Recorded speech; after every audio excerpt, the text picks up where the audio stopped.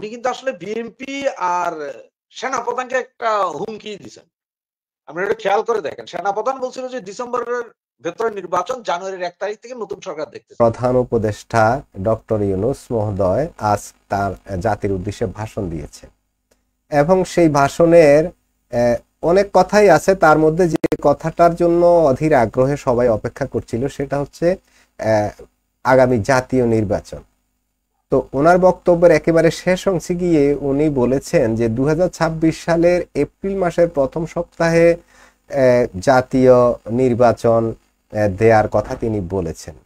আপনার কি মনে হয় ওই 26 সালের এপ্রিলের ফার্স্ট উইকে জাতীয় ইলেকশন হবে?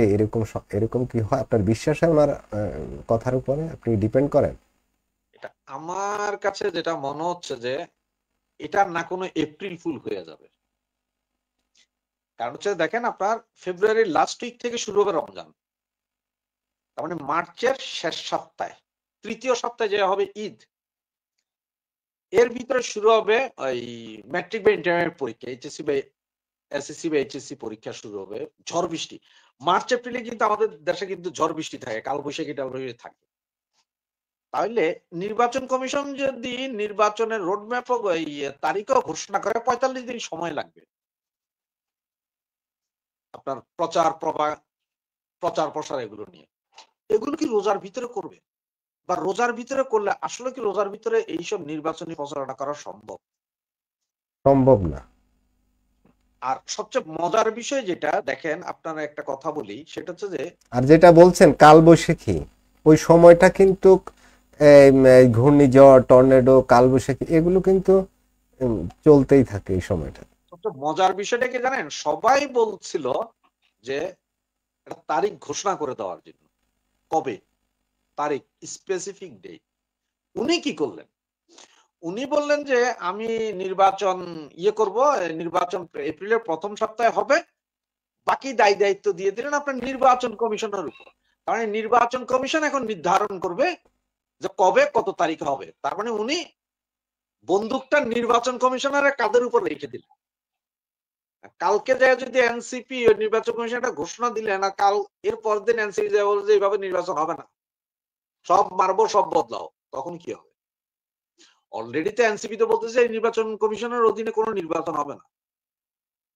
উনি কেন বলে দিলেন না যে এপ্রিলের অত তারিখে নির্বাচন হবে? সেই হিসেবে সবাই প্রস্তুতি নেন না। উনি জাস্ট পাস কাটাই গেছেন যে এপ্রিলের প্রথম সপ্তাহে নির্বাচন হবে, বাকি কাজ নির্বাচন কমিশন করবে। তো বাকি কাজ নির্বাচন কমিশন করতে হলে আপনার কামটা কি? আপনার তো কোনো দরকার নেই। এখানে জি, একটা শুভঙ্করের বাকি আছে। জি, আপনি আপনি কি এইখানে খুব কনফিউশনে আছেন যে আদৌ ওই সময়ে ইলেকশন হবে কিনা, নাকি এর মধ্যে অন্য অন্য কোনো ফন্দি ফিকির হয় বা কোনো ইয়ের সাথে, বা আপনার এই ভারত বা মিয়ানমারের সাথে কোনো একটা ছোটখাটো যুদ্ধ? উনি কিন্তু আমার আজকের আমার বক্তৃতাও যেটা বলছেন ভাই, যে আমার আমরা 5 তারিখের পর 90%, থেকে যুদ্ধ পরিস্থিতির মধ্যে আছি। আমি 60-70% তো দূরের কথা, আমি 99% শিওর যে যেটা বলেছেন এটাও হবে না।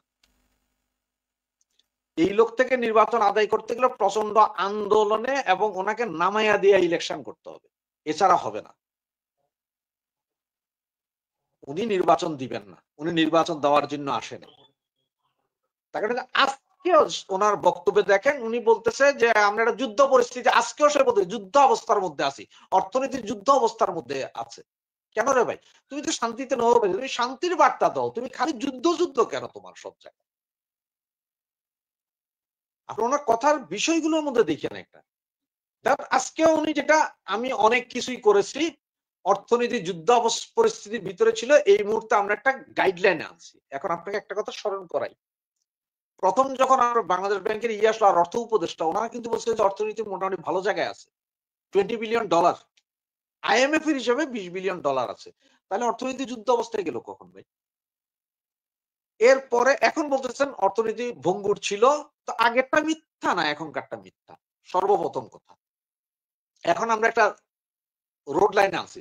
আপনি রোড লাইনে আনলে আমাদের এইসব গার্মেন্টস ফ্যাক্টরি, মিল, ইন্ডাস্ট্রি সব বন্ধ হয়ে যাইতেছে কেন? সমস্যাটা কোথায়? এগুলো কেন বন্ধ হচ্ছে? এরপর উনি সবসময় যা করেন, আওয়ামী লীগের ব্যাপক দুর্নীতি সবকিছু। তা আপনি এতই দুর্নীতি আওয়ামী লীগ করছে, বারবার বক্তৃতাতে এসে বলেন, এখন পর্যন্ত দুর্নীতির বিরুদ্ধে একটা মামলা করতে পারলেন না, একটা দুর্নীতির প্রমাণ তুলে এনে ধরতে পারলেন না, এটাও করতে পারেন না। এরপরে কি বললেন দেখেন, ডিপি ওয়ার্ল্ডকে যে চট্টগ্রাম বন্দর দেওয়া হবে এটা পরিষ্কার, উনি নিজেই বলছেন যে ডিপি ওয়ার্ল্ডকে দেওয়া হবে। এর মধ্যে আসলে আজকের এই নির্বাচন আর বন্দর করিডোর সবগুলো নিয়ে উনি কিন্তু আসলে বিএনপি আর সেনাপ্রধানকে একটা হুমকি দিচ্ছেন। আপনারা এটা খেয়াল করে দেখেন, সেনাপ্রধান বলছিল যে ডিসেম্বরের ভেতরে নির্বাচন, জানুয়ারির 1 তারিখ থেকে নতুন সরকার দেখতে চায় নির্বাচিত। তারেক জিয়া বলছে 31 তারিখের ভিতরে নির্বাচন হইতে হবে, এর একদিন পরও নির্বাচন হবে না। আজকে সকালও বিএনপির আপনার দুদু আরো কে কে জানি বলছে যে একদিন পরে নির্বাচন হলে সে নির্বাচন মানবে না। এগুলো হচ্ছে সেনাপ্রধান, বিএনপি এবং সমমনা আরো কিছু দল, শুধু বিএনপি না, প্রায় 50-60টা দল, ওদের ভোট থাক না থাক সব এগুলো সবাই ডিসেম্বরে নির্বাচন চাইছে। উনি আজকে কিন্তু এপ্রিলে করে দিয়েছেন প্রথম ধাক্কাটা। আমি যা বলবো তা, ডিপি ওয়ার্ল্ডে অলরেডি 35 জন, ডিপি ওয়ার্ল্ডের 35 জন কর্মকর্তা কর্মচারী যারা আসছে, চিটাং পোর্টে কোন অফিসে বসবে, কোন চেম্বার ওনারা ওন করবে, কোন লোক কোন মেশিন চালাইতে পারে, এগুলো সব আজকে তদন্ত 4-5 দিন। এবং উনি বলল যে এইটা অলরেডি কমপ্লিট গন। এটা যদি দেখ, ওটা কিভাবে বুঝলাম, উনি বলছে যে ডিপি ওয়ার্ল্ডকে এই বন্দর দিলেও কোন নিরাপত্তা ঝুঁকি থাকবে না, তার মানে উনি এটা দিয়ে দিচ্ছে। তো এটা বুঝবেন কিভাবে, আপনার আজকে 3-4 দিন ধরে তো ইন্ডিয়ান লোকজন কাজই করতেছে, তার ডিপি ওয়ার্ল্ড উনি দিচ্ছে, এটার কোনো বিকল্প নাই। আবার এই যে মায়ানমারের কথা, যেটা করিডোরের কথাটা দেখেন, উনি বলতেছে যে মাত্র প্রস্তাবনা আছে।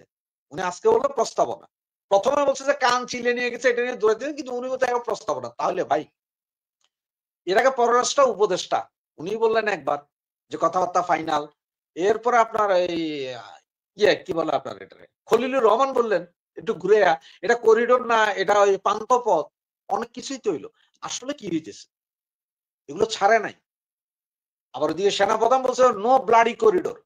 সব মিলে আসলে উনি এখন এই দুইজনের থ্রেড দিচ্ছেন, বিএনপি সাথেও সমমনা দল এবং সেনাবাহিনীকে, যে আমি করব। মূলত উনি ওনার আপনার কথা অনুযায়ী বোঝা গেল যে উনি আসলে কারো কথাই রাখেন না, মতামতের মূল্য দেন নাই। আজকে তো আমি ওই রুহিন হোসেন প্রিন্স যিনি সিপি, ওনাদের বিবৃতিও দেখলাম যে বলল যে জনগণের আশা আকাঙ্ক্ষার প্রতিফলন ঘটে নাই ওনার যেই ভাষণ সেখানে।